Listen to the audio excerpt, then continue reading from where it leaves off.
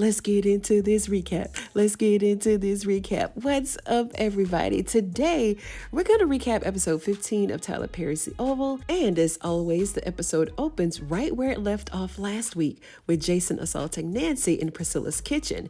And what's troubling to me about this scene is not the fact that Jason has a knife to Nancy's throat, but because of the fact that Nancy desperately needs that inhaler. She needed it when she saw Barry laying on the table right after he came back from that field trip at the Rakadushy camp. Y'all remember when they laid him out in that bed of purple dust and flowers on her dining room table? And she needs it right now with this knife to her neck. But she didn't need it when her and Richard was smoking weed in her bedroom that night. And I'm pretty sure she didn't need it either when Daddy Schlingeling was tapping either. Maybe she just needs it in intense situations. And here she is with Jason, the first son. And at first she wanted to pretend, like she didn't know who Jason was.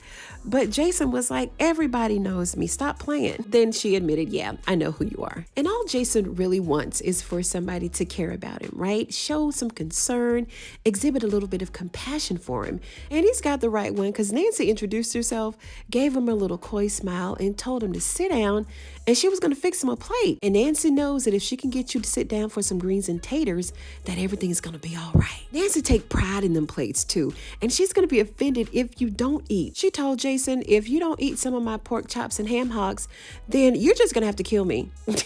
And y'all think I'm playing. Watch the episode. If you watched it, then you know exactly what I'm talking about. You know that I'm not lying. And that's got to be one heck of a play. I don't know who's worse, her or Elder Mother Marva. Jason told Nancy to call Sam, and he told her that he needs to come home now and to come alone. Now, our next scene, Lord have mercy.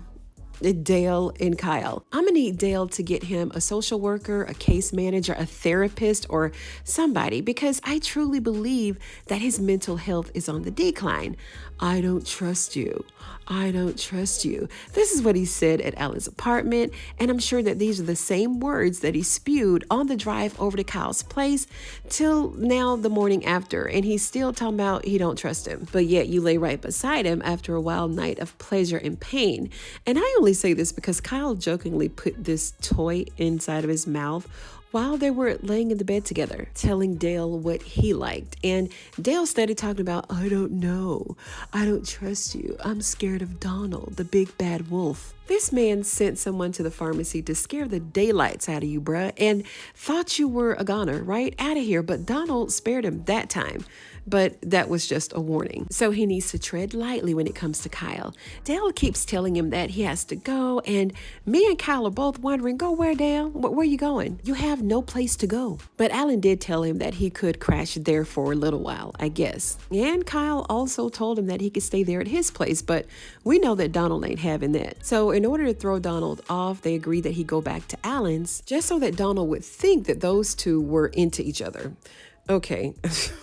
We'll see how this goes. The pretty boy pharmacist and the muscle-bound street thug stuck right there in the White House bunker with Victoria Franklin herself in the flesh. Now, Cuz is a little bit starstruck at first, just a little bit. Kareem told him, look, man, don't say nothing. Don't talk to her, just ignore her. But Cuz just couldn't wait to get his 2 cents in the air. As soon as Victoria said something to him, he threw up all of that info about that lethal bag of blow, just like he did with Hunter. And he thought this was a good thing. Oh, I'll just tell you everything that I know, just so that Hunter will go easy on you. But Victoria begs to differ. According to her, he's the reason that Hunter threw in the bunker in the first place. She called him a snitch and a itch with a B, all in the same sentence. Then we see Desiree and Kyle on their daily stakeout, trying to find Jason.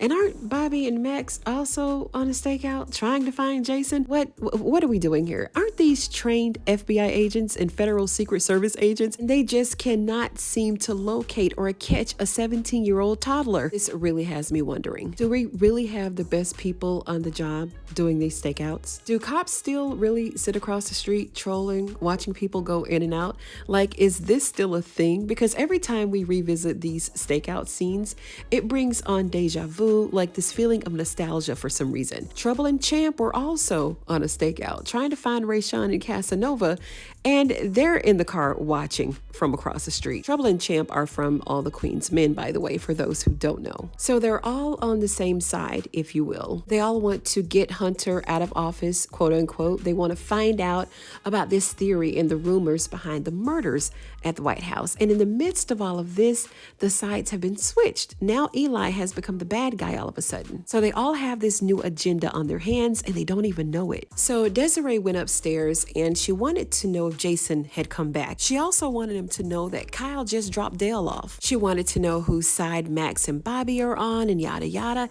it's funny how they see everybody coming and going, but they don't see Jason coming and going. Now that Hunter knows that Victoria is sleeping with the enemy, he got to lawyer up and get his team together. Get him together for the comeback. And yeah, I said lawyer because it turns out that Isaac is not only a Secret Service agent, but he's also a lawyer. And that's music to Hunter's ears because after he fires everybody, he's going to need a legal eagle that's bold enough to get him away from that devil that he calls his wife. And I really like this character. He entered the scene last week and he's been ruling with an iron fist ever since he got there. He's even got Victoria falling in line. Hunter is even listening to him. And he pretty much told Hunter, I don't care who you are. I said what I said. And Hunter was like, yes, sir. I mean, what is Hunter going to do? Nothing. Who can he really trust? Nobody. So Isaac is all that he has. And he told Hunter, if I'm going to be the new chief of staff, I'm going to need to bring in my own team. And that's because Hunter promised him this first order of business when he gets back in office is to fire Donald and make him his new chief of staff. Isaac said he ain't about to get caught up working with them fools that are already there. He needs a new fresh crew. We're going to call him the Get Fresh crew. But he's trying to help Hunter to stand to his feet.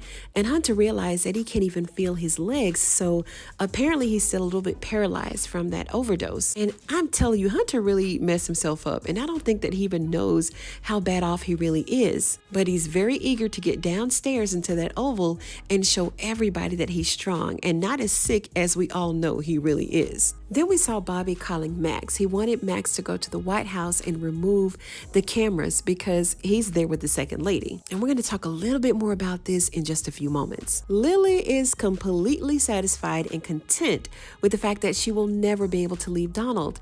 She seems to be okay with that. So this is Lily's new life people, sitting on the couch being Donald's wife, sketching them imaginary dresses. Who has Lily really sold dresses to? Name me 3 people from the Oval who she's designed closets for. I don't know, maybe she has a collab with Mattel or something making little doll dresses. I don't know, but while she's sitting there making doll dresses, Donald told her about them finding Officer Heller and cutting his ears off, and how they turned him into buzzard feed.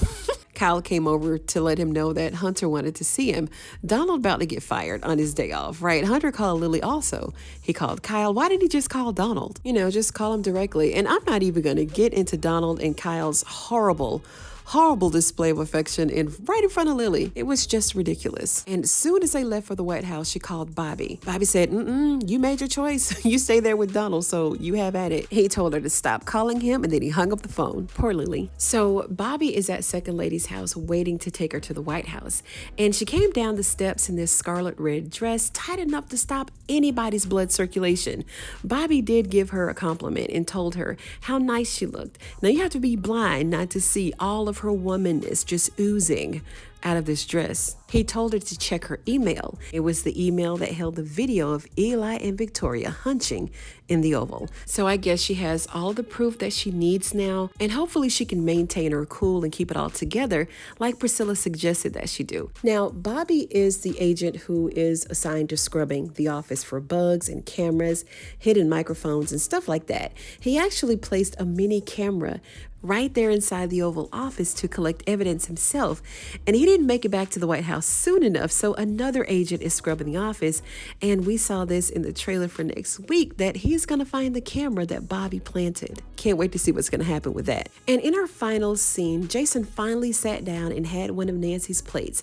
And he's wondering why Sam hadn't got there yet. Sam is still at Richard's place trying to figure out who's playing on Richard's phone. It was someone calling from Barry's phone, right? And on the last episode, Nancy remembered that Barry actually had one of her credit cards. Sam told Richard to go on to work and not to worry about it. He was like, don't worry about who's on the other line. You go on into work and I'll let you know later what's going on. I'm just so over Sam trying to find Barry. His efforts are always fruitless and they just never seem to get resolved. So I've given up hope with the Sam and Barry storyline. Well, it took Sam a little bit too long to get home, some man has entered his house, and now they've got Jason and Nancy hemmed up. And we don't know who these men are or what they want. I don't know, it's probably someone that Kyle hired, just like they called him before at the cabin. That's my prediction. With Sam being a Secret Service agent, I mean, you think he'd have a little bit more security right there in his own home, but I guess since he's not there anymore, he doesn't care. But that's all I got for this episode, y'all. Let me know what you think about the little White House shenanigans that went on this week. I like this episode, you know, even though it moved a bit slow, but it's what's to be expected as things are somewhat shifting with the introduction of new characters, Eli starting a war of his own, and in the light of everything happening with Hunter and Jason, we're at a pivotal point of some sort. And some of these storylines were more informational than suspense and drama like past episodes, but we really need this, you know, in order to embrace the build-ups and enjoy the cliffhangers and the more dramatic storylines, because this is what makes us appreciate the cliffhangers a little bit more, right? We have to build up to the more dramatic stuff. But let me know what you think down in the comments below. And if you like this video, go ahead and give it a thumbs up. You know, I'd appreciate it. And if you're a fan of Tyler Perry's The Oval, go ahead and sub to the channel for more videos just like this one. Thank you so much for joining me on tonight's episode of Ruthless TV, you guys, and I'm going to see you on the next one.